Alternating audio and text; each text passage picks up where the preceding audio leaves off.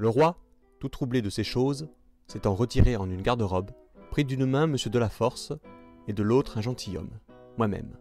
La Force s'étant excusé, l'autre, commandé de dire son avis sur la présente perplexité, parla ainsi. « Sire, vous avez plus besoin de conseils que de consolation. Ce que vous ferez dans une heure donnera bon ou mauvais branle à tout le reste de votre vie, et vous fera roi ou rien.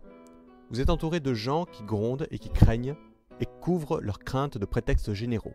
Si vous vous soumettez à la peur des vôtres, et qui ne craindrez-vous point? Si vous pensez vaincre par bassesse ceux qui murmurent par cette maladie, de qui ne serez-vous point tyrannisé? Je viens de les écouter. Ils menacent que, si vous ne changez de religion, ils changeront de parti, en feront un à part pour venger la mort du roi. Comment oseront-ils cela sans vous, puisqu'ils ne l'osent avec vous?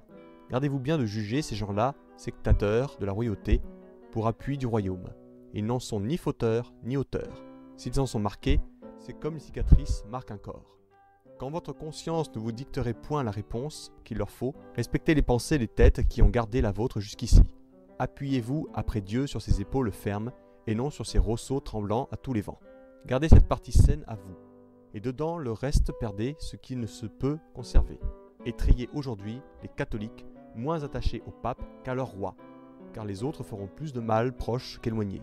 À cette heure que je parle à vous, le maréchal de Biron, et avec lui les chefs des meilleures troupes, ne pensent point à vous quitter.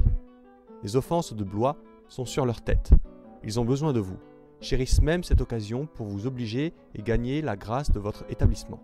Rassérénez votre visage, usez de l'esprit et du courage que Dieu vous a donné. Voici une occasion digne de vous. Mettez la main à la besogne, et cependant que les grondeurs et les confesseurs mesureront la crainte de votre religion à celle qu'ils ont déléguée. Commencez par le maréchal de Biron.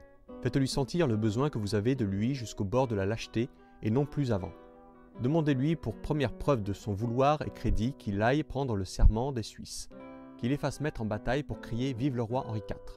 Dépêchez Givry vers la noblesse de l'île de France, et Brie, qui est en l'armée, Humière vers les Picards, séparez ainsi à propos ceux que vous connaissez mieux que nous, et sur les premiers rapports qu'on vous fera, de bonne volonté, demandez lors le même office à ceux de qui vous tenez l'esprit douteux. Quant au duc d'Épernon, que je tiens le plus considérable de votre armée, il est trop judicieux pour manquer à son devoir, aussi peu à son intérêt. Tenez-le par la main, il consent en ne nous désapprouvant point ouvertement. Sa présence autorise vos affaires pour une paix qu'il espérait en vain des ennemis. Il ne rompra pas celle qui est toute faite avec vous. N'ignorez pas que vous êtes le plus fort ici. Voilà plus de 200 gentilshommes de votre cornette dans ce jardin, tous fiers d'être au roi. Si votre douceur accoutumée est bien séante à la dignité royale, et les affaires présentes n'y contredisaient, d'un clin d'œil vous feriez sauter par les fenêtres tous ceux qui ne vous regardent point comme leur roi.